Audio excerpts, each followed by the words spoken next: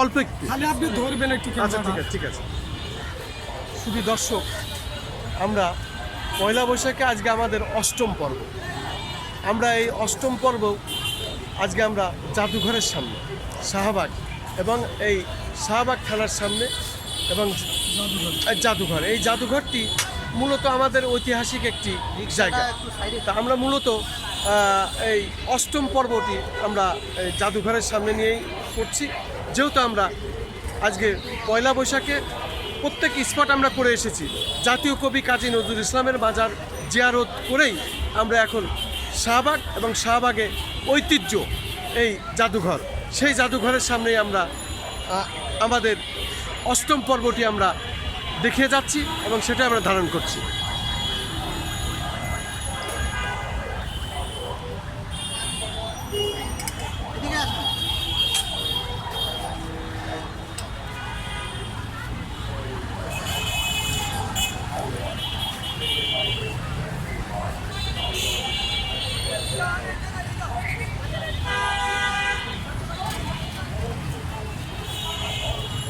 শুধু দর্শক, পয়লা বৈশাখের আসলে সকাল থেকেই আমরা দেখতে পাচ্ছি বাঙালি জাতির যে ঐতিহ্য, হাজার বছরের ঐতিহ্য, নারী পুরুষ শিশু প্রত্যেকেই যার যেমন মন মানসিকতা, যার যেমন অবস্থা, সেইভাবেই একটি ভালো পরিচ্ছন্ন কাপড় পরিধান করেছেন এবং সেইভাবেই তারা রাজপথে আজকে এসেছেন।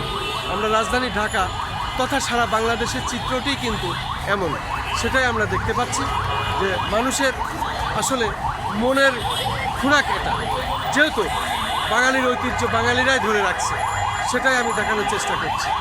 আজকে আমি খন্দকার মাসুদুজ্জামান ধারাবাহিকভাবে যে কাজটি আমরা করছি, এখন তার অষ্টম পর্ব আমরা জাদুঘর থেকে শেষ করলাম। বাকিটা আমরা শহীদ প্রেসিডেন্ট জিয়াউর রহমানের মাজার পর্যন্ত যাব, তার মাঝে আমরা কিছু কাজ করব। 12টা আজকে আমাদের যে ধারাবাহিক পর্ব সেটা শেষ হবে, তারপর আমাদের কার্যকলাপ শেষ হয়ে যাবে।